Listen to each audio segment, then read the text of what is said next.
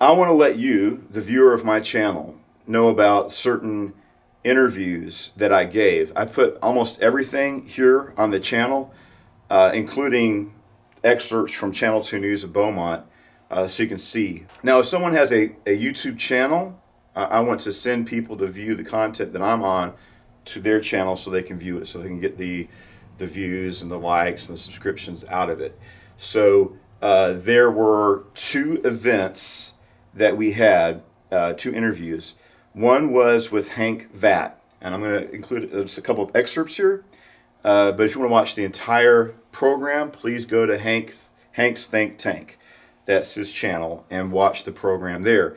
He interviewed me, he interviewed Bales, he interviewed Janice Holt, and he interviewed a wide range of other candidates for other positions. So check out Hank's Think Tank. Now, I consider it a hostile interview because Hank seems to me to be a liberal. I'm not trying to insult him, I'm just saying from my perspective. And Hank has admitted to me that he's a supporter of Ernest Bales. And I think that I was doing well in that interview, and he just stopped it quickly because I guess he didn't want to give me more airtime. But I think it's a good interview. I appreciate Hank for having me on his program, and I recommend you go and watch that video.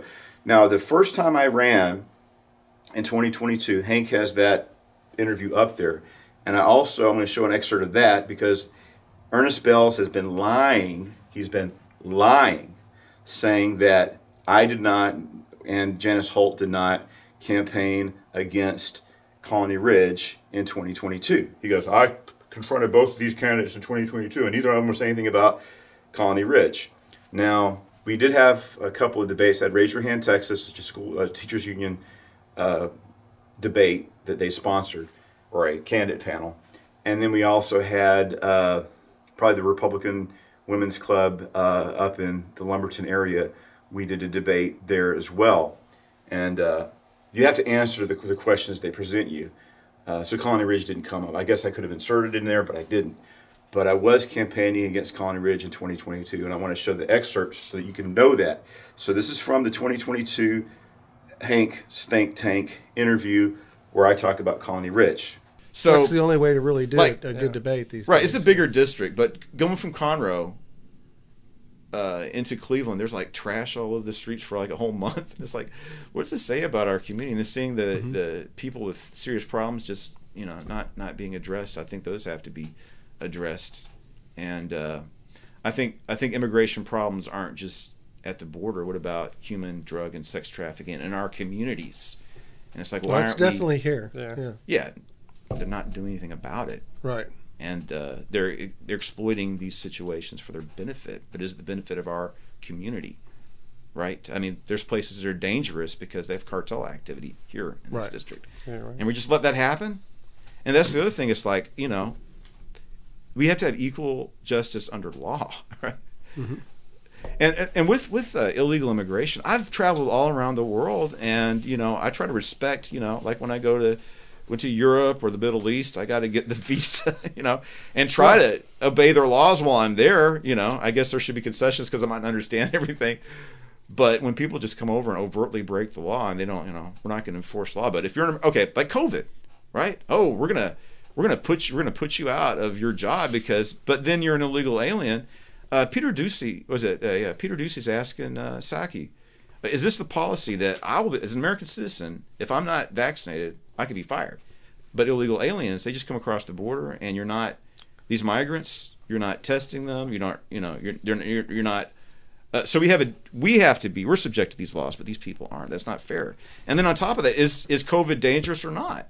If this is a public health crisis, and it killed my father, and I was very, very sick, then everybody should be held to the same standard. Why are migrants being exempted from that? And just not just COVID, but just with anything, we need to.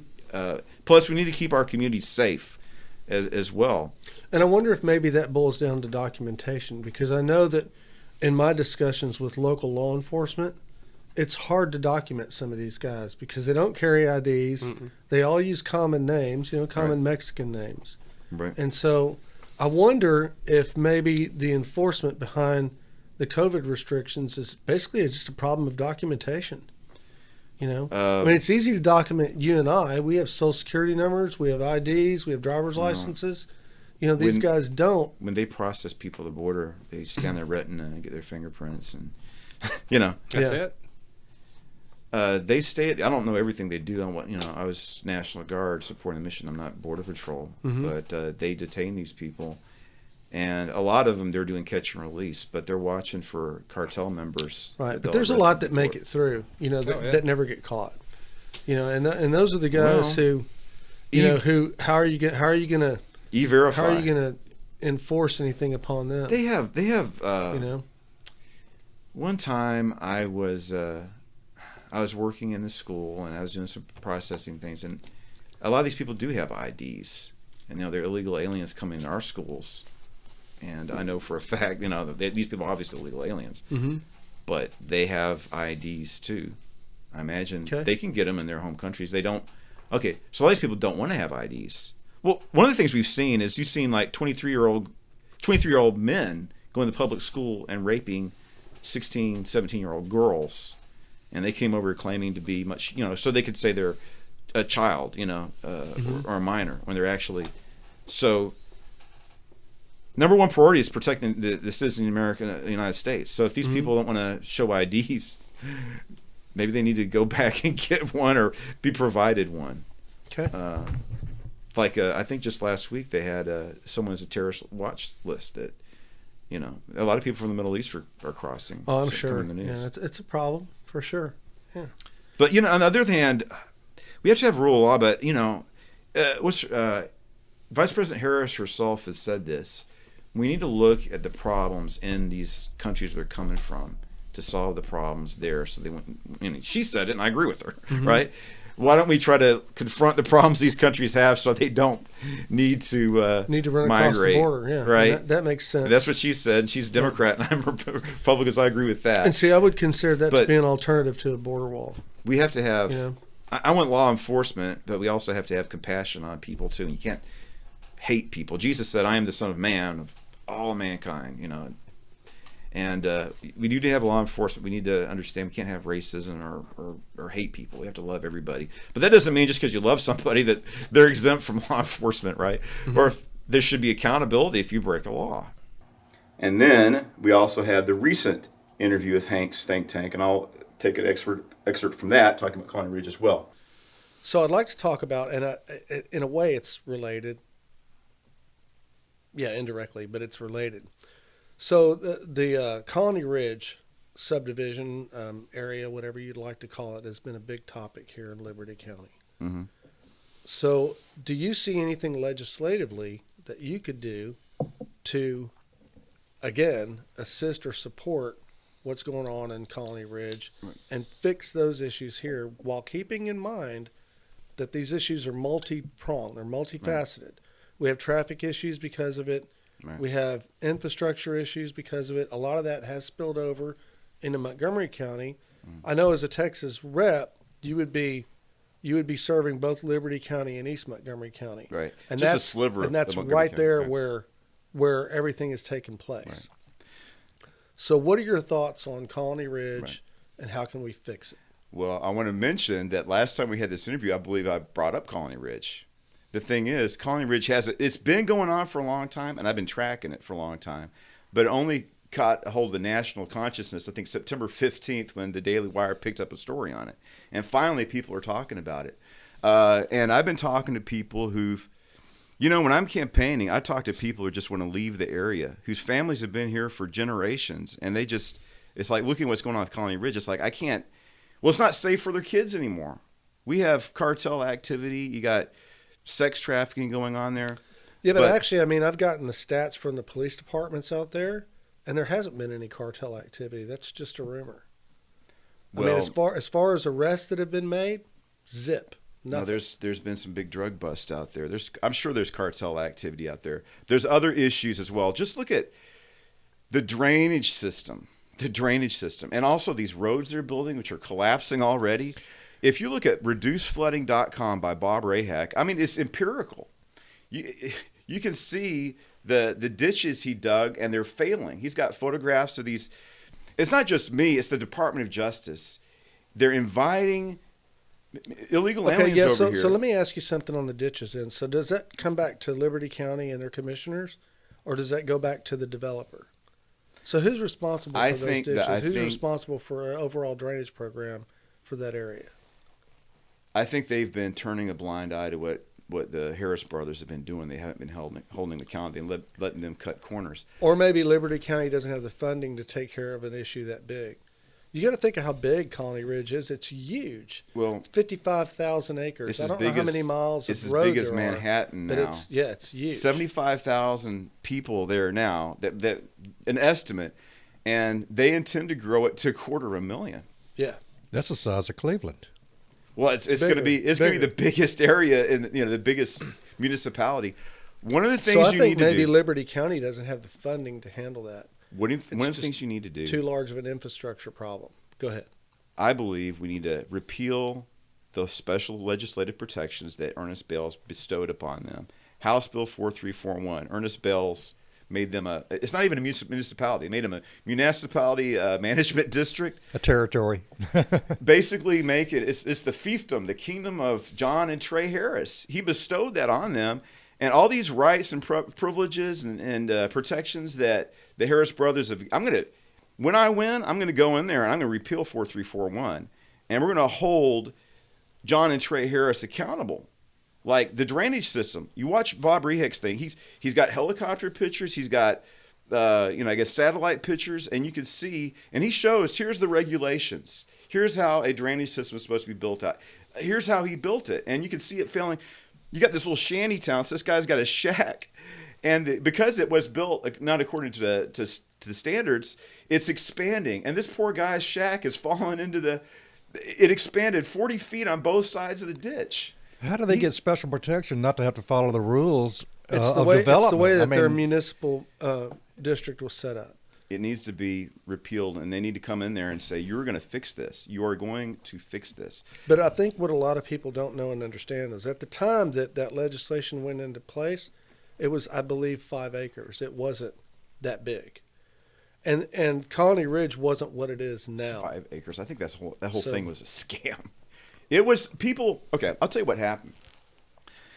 My father founded our congregation, King of Saints Tabernacle in Cleveland, Texas, and he's very active in the Ministerial Alliance. We got Pastor Carl Williams and James Holt Cornerstone, and other pastors that come. And This so is in Cleveland, right? this is in Cleveland. Okay. So you talk to these people, other pastors, and at first there's concerns. It's like, you see what's going on over there? There's a shanty town going up. You see prostitution. You go in there just driving around, and all of a sudden seemingly cartel members, come up in a truck and pull out guns and threaten. These are, people are talking about these things. They're concerned about it. All right, so this is bad, Just the squalor people are living out there. And obviously as illegal aliens, they're being settled in this area. So then Ernest Bales wins the election. He comes, he speaks to the Ministerial Alliance. And it's like, I know you all have concerns about, we're calling it Plum Grove at the time. We didn't know it was Colony Ridge or Tyrannus Houston went on. I know you're concerned about what's going on in Plum Grove. I want to tell you that it's not going to go away. I'm going to make it legal. I'm going to make it legal, and it's not going away. I was shocked because it seems like with sex trafficking, people seeing drugs, all this stuff going on. It seems like the responsible thing a representative would do is go in there and put an end to that nonsense. So he goes to Austin and he crafts this legislation. That whole thing, that 5 acres, that was just a way to give them the authority to grow it exponentially.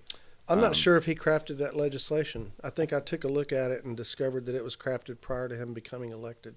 Well, he introduced it with State Senator Nichols. Yeah, I'm not sure about that either. He Possibly. said he was going to make it legal. I was there. I heard that from his own mouth. And Ken Paxton, when he looked into it, he found that legislation was introduced. It's probably written by the Harris brothers. Here's what I want you to do for me. vote for this. Yeah, Have you met the Harris brothers? I have not. No? Yeah, if Tough I win, bunch. I want to meet them so I can run them out of the area. Tough bunch, man. Yeah, they're a tough bunch. I watched I've heard Colin Beck. I've Have you heard seen? that Trey Harris is Montgomery County's first billionaire. Well, where did he get his money from? Selling What, property, I from believe. exploiting all these people. Now, the other thing is Liberty Vindicator. and I'm going to present the comments about Connie Ridge from the Liberty Vindicator.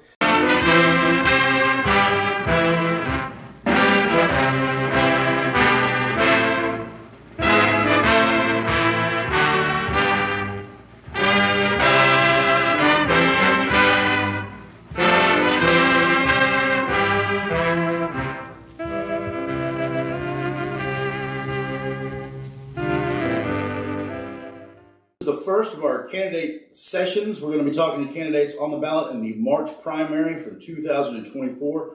Dr. Stephen Missick, a candidate for State Rep, District 18. Welcome, sir. Thank you. Glad to have you. What about the people that live there? It's a drain on resources, but it's also with cartel activity, you have drugs and criminal activity.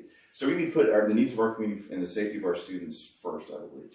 There's another side of that coin with this development, and that is in Texas, our county judge, Jay Knight, has said multiple times the developers have the advantage in the state of Texas. What would you do with that in terms of development, strengthening a county like Harris County with a population over 1 million has the ability to have certain restrictions. We're a neighboring county to that population, but we don't have the ability to do the same. What I would do, the first thing I'd do, there's a lot of illegality going on. Just the code, he created a flood zone there. It's like he needs to correct the damage he did to the environment by bringing the drainage system up to code. But I think what they need to do is Ernest Vales passed HB 4341, which gave special protections to Colony Ridge. I don't think they deserve them. I don't think they should have them. And I think we should repeal HB 4341 and hold them accountable for what they're doing in our community. I don't think he should have written.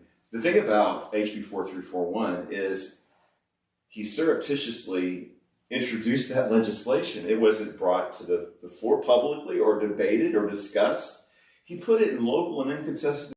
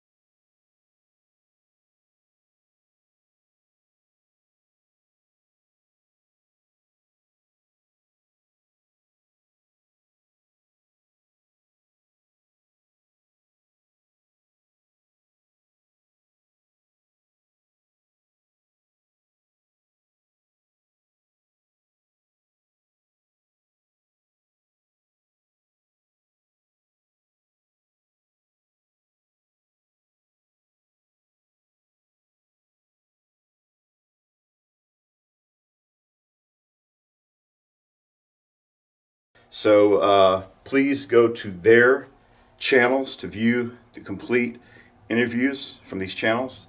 So you can be informed. Election day is coming up, so you can watch the material and make an informed decision, because your power to vote is important. And I try to be informed when I make a vote, right?